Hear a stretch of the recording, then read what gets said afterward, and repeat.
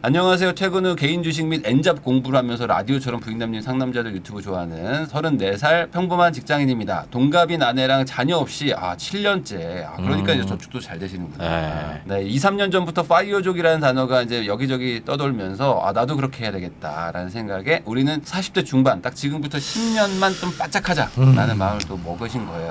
그래가지고 파이어족 뭐 조기 은퇴 뭐 이런 거 하려고 지금 준비를 하는데 그게 쉽지는 않다. 시뮬레이션을 막 돌려봐도 이게 평범한 직장인이 하기가 어려운 것 같더라고요. 자, 45살에 은퇴하려면은 현금성 자산 얼마나 가지고 있어야 되냐 해가지고 5억 가지고 죽을 때까지 200~300만 원씩 나눠 쓰고 하면은 이게 되는지 막 따져봤는데 쉽지 않죠. 거기다가 이게 많은 분들 오해하시는 게 있어요. 말씀하시죠. 이게 수명이 길잖아요. 한 100세까지 산다, 80세까지 산다만 해도 40년을 사는데 저 5억의 가치가 반의 반토막 밑으로 떨어질 겁니다. 그렇죠. 200~300만 원 이게 그걸 생각해가지고 수익률을 고려하는 거잖아요. 수익률이 화폐 가치를 보존할 것이다, 물가 상승 뭐 극복할 것이다라고 한다면, 근데 그 수익률로 나오는 저 배당을 이렇게 빼먹으면 사실상 계속 이제 돈이 썩는 거죠. 5억이 쭉쭉쭉쭉. 그러니까 이게 뭐 이제 물론 45세에 은퇴하고 싶은 거는 뭐 충분하지만 사실 그 남은 시간을 여유롭게 살려면은 어마어마한 금액이 필요해요. 왜냐면 이제 들어오는 건 없는데 나가기만 하니까. 그래서 이게 40년 전 뭐 1980년대 월급 생각하면 그때 아마 월급이 한 2~30만 원 막 그랬어요. 그때 제가 궁금해서 자료를 찾아봤어요. 그때 보니까 삼성전자는 뭐 한 밑에 정도에 있고 위에 있는 그룹들이 뭐가 있냐면 선경 아시죠? SK의 전세. 선경그룹 처음에 초봉이 37만 원인가? 월급이 많이 준다고. 많이 준다. 그게 30만 다 30에서 10대 기업이 30, 40 사이예요. 30, 40만 원 사이였는데 당연히 그때 와 많이 받는다였겠죠. 근데 그때 뭐 물가 80년대 보니까 짜장면이 250원에서 350원 사이. 뭐 이 정도 뭐 냉면도 뭐 그 정도 사이였으니까 사실상 그때 뭐 아파트가 몇 천만 원 정도. 몇 천만 원 정도. 저 사당에 건평 50평 대지 면적도 50에 건평도 50평인 걸 그때 부동산 매물이 나왔더라고요. 1980년 매일경제 기사를 보니까 그게 4천만 원인가 3천 건물이 건물과 땅 다 해가지고 대출 500 끼고 4천이면 살 수 있는 50평짜리. 그래서 이게 파이어족이 뭐 좋긴 한데 할 수 있으면 좋은데 사실 이게 어떤 직장인이 가지고 있는 걸로 하려고 그러면 상당히 투자를 엄청 잘하거나 아니면은 조금 연장을 좀 해야 됩니다. 기간 좀 길게 잡아야 된다. 얘기를 좀 한 거였고요. 월급으로 현금성 자산 5억을 벌 수 있을까 이런 생각해 보면 사실 5억 모으는 것도 쉽지가 않잖아요. 그러다 보니까 이제 N잡으로 가신 거예요, 이분은. 여러 가지 막 공부도 하시는 것 같습니다. 그래서 애가 없어가지고 아직 파이어족을 꿈꿀 수 있는 것 같기도 하고 현실은 또 불가능한 것 같기도 하고 여러 가지 생각이 많았다. 그래가지고 이제 주식을 좀 하셨어요. 그래서 배당주도 투자하시고 하면서 본격적으로 좀 했습니다. 공부하다 보니까 이제 적립식으로 투자를 하게 되면은 파이어족이 될 것 같은 생각이 좀 드신 거예요. 그래서 이제 수입의 50% 가까이를 배당주 주식에 투자를 하고 있습니다. 파이어족에 대해서 어떻게 생각하십니까? 우선은 요거로 짚고 넘어가시죠. 우선 뭐 좋은 방향이라고 생각하십니까? 그러니까 기간의 문제. 저는 모르겠어요. 직장인들이 이제 내가 이렇게 다람쥐 쳇바퀴처럼 도는 생활 말고 은퇴를 해서 놀고 먹자가 아니라 내가 하고 싶은 일을 하면서 뭔가 여생을 보내고 싶다. 막 크게 부는 누리지 않더라도 풍족하진 않더라도 그냥 뭐 사는데 큰 지장 없고 그러면서 내가 하고 싶은 일 뭐 책도 쓰고 뭐 말도 쓰면서 하시는 조그만 카페 차려놓고 책 보고 음악 들으면서 손님 오면 응대해주고 그런 아름다운 모습을 생각을 하시는데 문 열리면서 딸랑딸랑 보면은 고양이 이렇게 키우고 있고 고양이 막 하품하고 있는 약간 유키즈 그 중간 인서트 같은 느낌 있잖아요.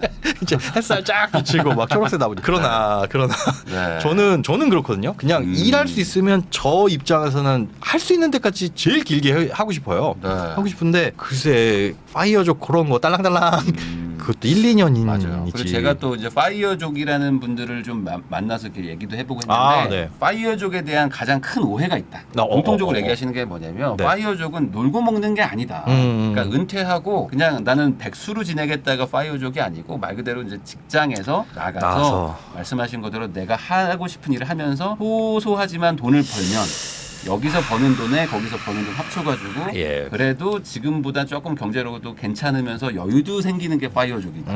그래서 많은 파이어족 분들이 좀 억울해하시는 게 뭐냐면 너 파이어족인데 왜 일해? 라는 얘기를 듣는 게 좀 억울하시다는 거예요. 하고 싶은 일을 할 뿐이지. 나는 하고 싶은 일을 하고 있는 거지 내가 직장 생활을 안 하겠다고 해서 파이어를 한 거지. 놀고 먹겠다는 나는 아니다. 백수가 되는 게 아니다. 그래서 이제 그런 생각으로 저는 뭐 그건 뭐 저는 나쁘지 않다고 생각을 합니다. 자, 현실적으로 40대 40대 중반에 파이어를 할 수 있을까요? 배당주 투자에 대해서 어떻게 생각하십니까? 저희가 파이어 할 수 있도록 두 분의 해안을 부탁드리겠습니다.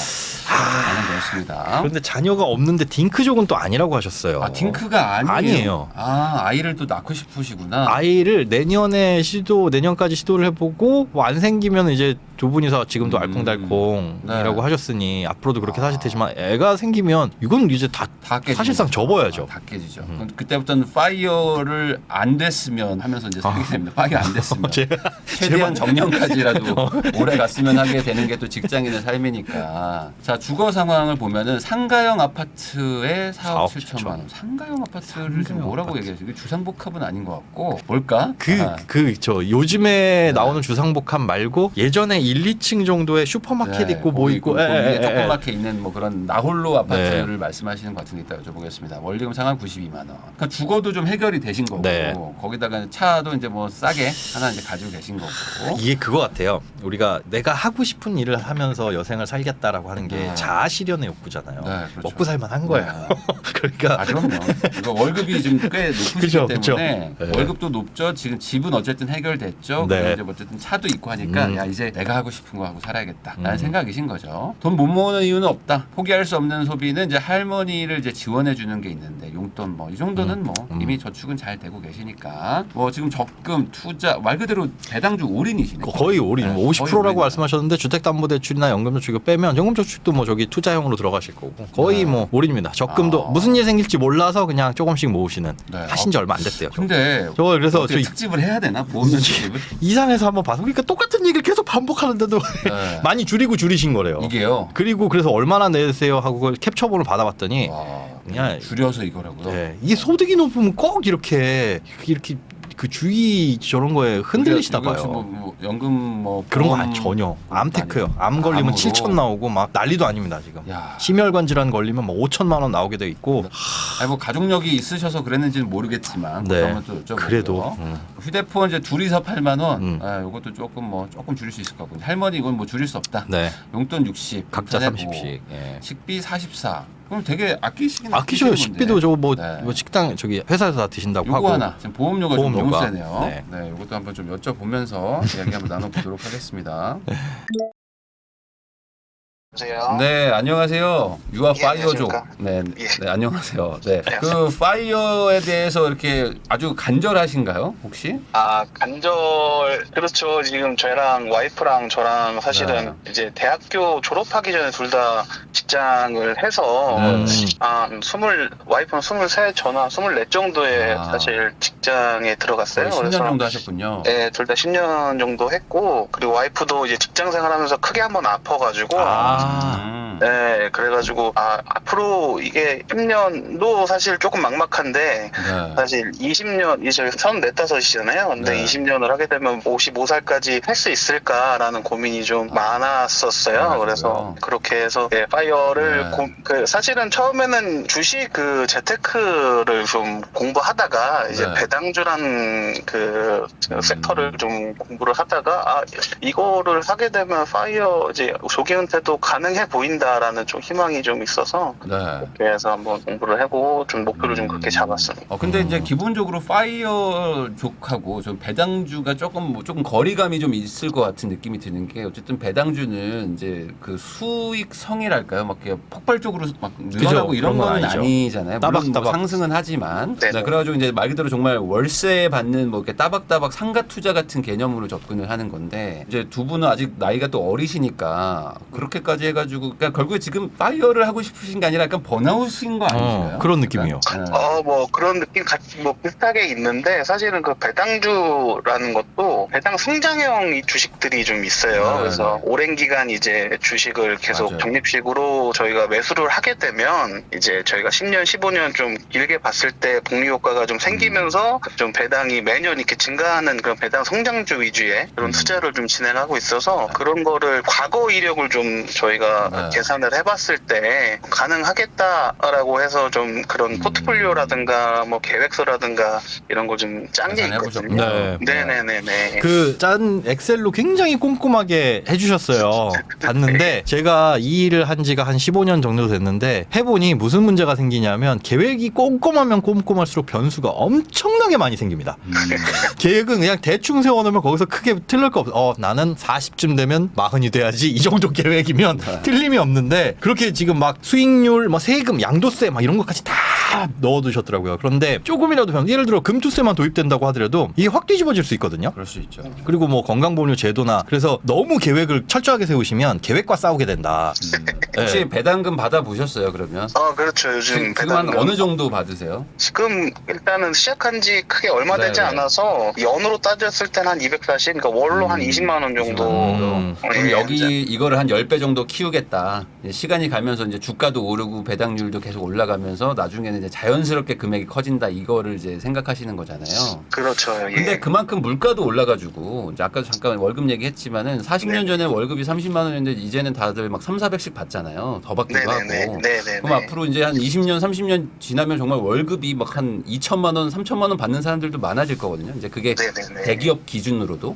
왜냐면 그건 그냥 숫자가 그냥 커지는 것뿐인 거니까. 네네네. 그런 것까지 그러니까 그 명목 가격 말고 실질 어떤 소득이나 이런 것들까지 따져봤을 때 배당 투자 정도로 이게 약간 뭐 보조 정도는 가능할 수 있겠지만 그쵸. 아예 일을 안 하고 살기는 쉽지는 않을 것 같기는 해요. 아무래도. 그래서 아까 전에 방송 보는데 이제 부인남님께서 네. 말씀하신 것처럼 이게 저희가 파이언 조기 은퇴를 하고 나서 일을 안 하겠다, 이제 평생 쉬겠다, 아니고. 놀고 먹다가 아니라 이제 말씀하신 대로 지금 번아웃이 온 상태라 맞아요. 사실 조직 생활보다는 그래도 제가 저랑 와이프랑 자기가 좋아하는 일을 하면서 스트레스 안 받는 일로 소소하게 좀 돈을 벌고 그런 걸로 지금 보통 요즘에 대화를 그렇게 소통을 많이 하고 있어요. 과연 금액보다도 이제 어떻게 앞으로 시간을 만약 은퇴하게 되면 어떤 시간을 어떻게 잘 슬기롭게 쓸 것인가에 대한 지금 대화와 소통을 좀 너무 많이 하고 있고 혹시 뭐 어떤 소득을 벌 수 있는 어떤 그런 뭐 희망하는 어떤 자기가 좋아하는 그런 게 있을까요? 예, 와이프 같은 경우는 이제 그 커피라든가 이런 좀 배가제빵 이런 거를 좀 좋아해서 그런 거에 지금 공부를 이제 하고 있고 저 같은 경우는 글 쓰는 걸 좀 좋아해서 저도 시작한 지 얼마 안 되지 블로그나 이런 거를 좀 진행을 하고 있어서 그런 거라든가 뭐 여러 가지 좀 고민을 하고 있는 상태입니다. 우선 지금 이렇게 하시는 게 뭐 잘못된 건 아니에요. 뭐 잘 못하고 이러시는 건 전혀 없고요. 다만 이제 아까 말씀하신 것처럼 이제 40에 은퇴를 하게 되면은 현실적으로 이제는 뭔가 체력적인 은퇴는 80 정도가 그쵸, 아닐까 그쵸. 싶어요. 저희가 딱 그 10년 뒤 45 정도면은 나이가 많을 것 같지만 그 정도 돼 보니까요. 아직 멀었다. 아직 멀었어요. 아직 나는 한창이라고. 이 정도거든요. 그러니까 10년 뒤, 그러니까 저나 이제 소장님 나이 정도 때 은퇴하실 거잖아요. 실제로 이 정도 되잖아요. 은퇴 생각이 없어. 전혀 없어요. 나 왕성한데 더 잘할 수 있는데. 내가 여기서 지금 놀아서 뭐하지? 그러니까. 약간 집에서 뭐하지? 약간 이런 생각이 있어요. 그렇죠. 아까 말씀하신 대로 이제 하고 싶은 일 스트레스 받지 않고 그런 뭐 약간 자아 실현 겸 뭐 그렇게도 있겠지만 막상 요 나이쯤 되면 조금 뒤에 해도 되겠다라는 생각 드실 거예요. 그래서 제가 지금 여기서 제안 드리고 싶은 것도 그런 건데 은퇴를 꼭 40이 아니라 뭐 60 정도로 우선은 생각하시는 게 좋을 것 같고 그리고 저도 이제 회사 예전에 그만둬 본 사람으로서 번아웃이 세게 올 때가 많잖아요. 그리고 이제 그만두고 뭔가 다른 거 하면은 또 이제 뭐 거기서 또 소득이 나올 것 같기도 하고 근데 대부분 직장 생활에서 번아웃이 오시면 자영업이나 아니면 뭐 어떤 개인 사업 같은 걸 하려고 해요. 네네. 네, 근데 거기는 또 거기대로 엄청난 또 리스크와 또 그 뭐 스트레스 아까 이제 커피 좋아하신다고 하셨는데 커피를 차렸다가 뭐 갑자기 코로나 같은 게 또 터져가지고 어떻게 막 폐업하고 막 다 접고 막 이러는 분들도 많고 뭐 정말 별의별 일들이 막 생기기 때문에 또 하나 또 최근에 또 제가 이제 어떤 지인들 중에 이제 직장인 분들 만나잖아요. 그러면은 저는 회사를 그만둔 지 이제 지금 오래됐지만 그 친구들은 이제 다 차장 부장 막 이 정도가 됐어요. 퇴직금 쌓이고 있고 퇴직금도 많고 이제 급여도 많이 올라갔고 생각보다 많이 올라가더라고요. 심지어 휴가를 갔는데도 월급을 준대. 난 이게 참. 거기다가 뭐 불금이니까 뭐 술 한잔 해야지 이러는데 나는 불금이 사람이 없는데 그런 게 어딨어. 나는 맨날 일하고 있는데 그렇지. 약간 이런 것도 있어요. 그래서 이게 힘든 시기가 좀 지나면 생각보다 또 회사 생활이 괜찮을 수도 있거든요. 그래서 저는 조금 길게 봤으면 좋겠다. 그러니까 파이어 하시는 건 좋은데 왜냐면 60에 은퇴를 해도 한 30년 노셔야 돼요. 맞아요. 요즘에 60세 되셔도 할아버지 할머니 아니잖아요. 그 지하철 노약자석에도 못 앉아요. 그 정도면 그렇죠. 명함도 못 밀어요. 그러니 좀 길게 보시되 걱정되는 건 그거예요. 이제 자녀 계획도 있으시긴 하죠. 아예 없는 건 아니죠. 저는 이제 조금 딩크 같은 성향인데 아. 이제 와이프가 좀 애를 좀 갖고 싶다라고 해서 그래도 내년에 한번 시도를 해보고 네. 진짜 말씀하신 대로 이제 만약 자녀가 생기게 되면 이제 요거의 계획은 이제 다 전면 수정이 되는 그렇죠, 거고 그렇죠. 예. 아, 맞아요. 그래가지고 제가 봤을 때 요게 제일 걱정되는 부분 중에 하나 뭐냐면 저도 똑같은 일종의 파이어족이었거든요. 건설사가 너무 그때는 좀 힘들고 막 이랬었기 때문에 그만두고 뭔가 내가 하고 싶은 걸 해야 되겠다라고 생각했을 때 그 리미트를 딱 데드라인을 정해놓으니까 되게 그게 힘들더라고요. 마음이. 심적으로. 왜냐면은 지금부터 10년 뒤니까 조금 그래도 뭔가 좀 될 것 같잖아요. 그죠. 뭐 확률상. 그죠. 근데 예를 들어 이게 한 5년이 지났어. 근데 안 그대로야. 되는 느낌이야. 에이. 근데 나는 잠깐만 5년 안에 이제 은퇴해야 되는데 어떻게 하자면은 또 무리한 투자를 막 하게 될 수도 있고 또 이제 배당 투자 오래 안 하셨지만 배당 투자도 오래 하신 분들이 항상 똑같이 얘기하시는 게 뭐냐면 네. 남들이 막 올라갈 때 남들 막 올라갈 때 그 포모 현상 막 엔비디아 뛸 때 내 거는 오히려 빠져. 그치. 막 미치겠다는 네, 거예요. 그게 네, 그거 네. 참는 게 또 쉽지 않다. 배당주들 보면 그러니까 꾸준하게 배당금을 주는 건 있지만 장기적으로 막 10년, 15년 차트를 보면 정말 완만하게 약간 맞아요. 저게 무주 리조트의 슬로프 마냥 초심자 슬로프 마냥 그냥 완만하게 그래서 제가 봤을 때는 지금 글 쓰는 거 이런 거 좋아하시고 또 커피 만드는 거 좋아하시잖아요. 그러면 오히려 그만두고 그걸 하기보다는 그쪽을 일을 더 열심히 좀 부업이지만 한번 하셔가지고 그거를 지금의 소득만큼 아니면 더 높게 더 만들어가지고 그 일종의 투잡을 좀 강하게 하시는 거죠. 저도 예전에 그렇게 했지만 잠 줄이고 뭐 노는 거 다 줄이고 해가지고 어떻게든 여기를 더 키워가지고 자연스럽게 이제 이직의 개념으로 가시는 게 좋을 것 같고 은퇴 후 시작하겠다랑은 약간 좀 다른 거예요. 그거. 네, 그러니까 예전에는 인생 1막, 2막 이렇게 해서 마치 딱 이걸 분절해가지고 나눠버렸잖아요. 근데 요즘은 약간 뭐랄까 이렇게 뭉개는 그라디에이션의 느낌?